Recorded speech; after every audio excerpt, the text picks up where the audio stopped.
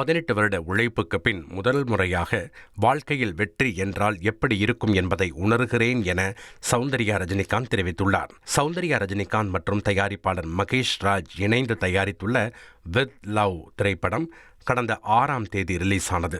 இந்த படம் ரசிகர்களிடையே நல்ல வரவேற்பை பெற்ற நிலையில் சென்னை சாலிகிராமத்தில் நன்றி தெரிவிப்பு நிகழ்ச்சி நடைபெற்றது.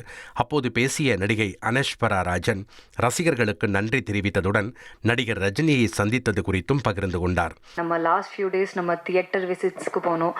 அப்போ அங்கே இருக்கிற ஆடியன்ஸோட ரெஸ்பான்ஸ் பார்த்து, அவர் கை தட்டுறது பார்த்து, அவர் பேர் கத்துறது பார்த்து என்ன ஃபீல் பண்ணுறது தெரியல. ரொம்ப ஓவர்வெல்மிங்காக இருக்குது ஒரு மொமெண்ட்டும். So I just want to say thanks to the audience two.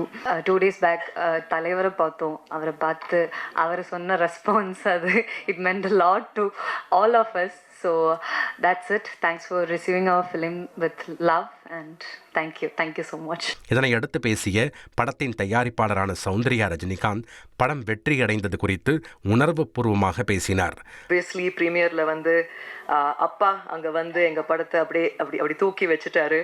And படம் முடிச்சுட்டு நாங்கெல்லாம் டீமா we were so happy and அப்பா அம்மா பார்க்க நான் போயஸ் வீட்டுக்கு போனேன்.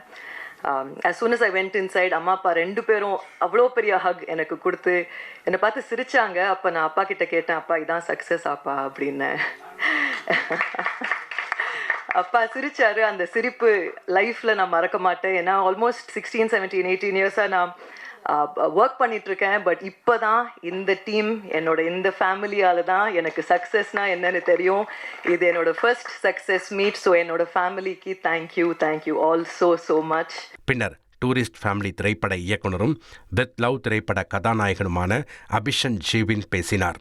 நடிகர் ரஜினி கொடுத்த ஊக்கம் தனது வாழ்க்கையில் முக்கியமான ஒன்று என்றும் மீண்டும் சௌந்தர்யா ரஜினிகாந்த் தயாரிப்பில் ஒரு படத்தில் நடிக்க உள்ளதாகவும் அறிவித்தார்.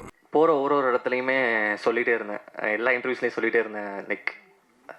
அன்றைக்கி நான் ஒரு மாதிரி ஒரு டவுட்லேயே இருக்கும்போது ரஜினி சார் சொன்ன அந்த ஒரு மோட்டிவேஷன் தான் என்னை கான்ஃபிடென்ட்டாக அந்த சாய்ஸ் எடுக்க வச்சதுன்னு சொல்லிகிட்டே இருந்தேன். இப்போ சாரை மீட் பண்ணோம். சார் அதை சொல்லியிருந்தாங்க, ஹீரோ ஆகிட்டீங்க அப்படின்னு திரும்ப கேட்டிருந்தாங்க.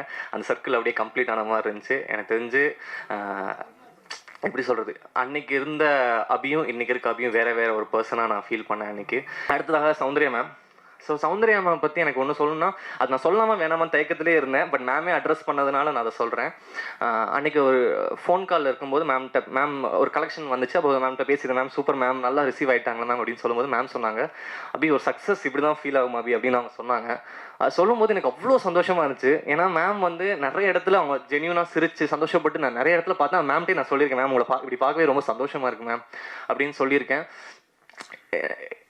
என்னை நம்பி என்னையும் பயங்கரமாக புஷ் பண்ணி, அபி நீங்கள் ஸ்டார் நீங்கள் நம்பணும் அப்படின்ற மாதிரி என்னை என்றைக்குமே மோட்டிவேட் பண்ணி இன்றைக்கி நான் ரொம்ப கான்ஃபிடென்ட்டாக இருக்கேன் மேம். நான் அதை மனசுக்குள்ளே எடுத்துக்கிட்டேன். தேங்க்யூ. அண்ட் இது நான் அனௌன்ஸ்மெண்ட் வரதுக்கு முன்னாடியே சொல்கிறேன், சௌந்தர்யா மேம், மகேஷ் அண்ணா, நான் இன்னொரு படம், பெரிய படம் ஒன்று பண்ண போகிறோம் ஃப்யூச்சரில். ஸோ அது நான் சொல்லிக்கிறேன். ஒரு படம் இல்லை, நிறைய படம் பண்ண போகிறோம். ஸோ அதையும் நான் சொல்லிக்கிறேன். அண்ட் உங்கள் எல்லாருக்குமே நன்றி. சினிமா உலகை ஃப்ரேம் பை ஃப்ரேம் படம் பிடித்து காட்டும் தந்தி சினிமா சேனலை இப்போவே சப்ஸ்கிரைப் பண்ணுங்க.